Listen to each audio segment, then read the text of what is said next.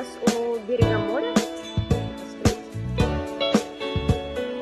Очень хорошая погода, но сюда было очень сложно добираться на велосипедах, так как город находится на